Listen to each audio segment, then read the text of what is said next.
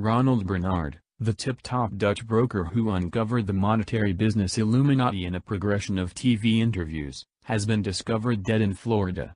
He was 61.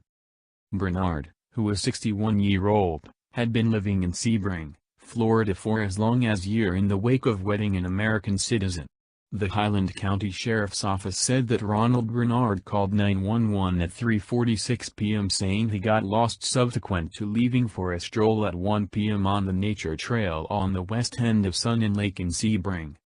More than 12 agents alongside K-9 units, air units from Highlands and Polk provinces, four-wheelers from HCSO and the Florida Fish and Wildlife Conservation Commission looked for Ronald Bernard. The territory was extremely troublesome, and searchers were on occasion in midsection profound water as they endeavored to focus in on Fernandez's area, the sheriff's office said. Delegates pinged his mobile phone, however it continued indicating distinctive areas, and Bernard got back to a few times. He said his life was in risk, yet he continued moving in spite of being advised to stay put, agents said.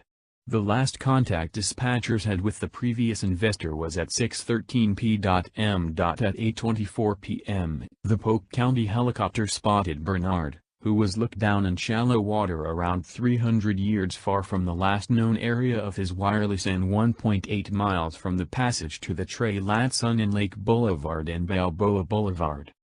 The reason for death will be controlled by the therapeutic examiner. Ronald Bernard blew the shriek on mysterious practices and youngster give-up among saving money industry elites, depicting his encounters in a gut-wrenching TV meet that became famous online not long ago.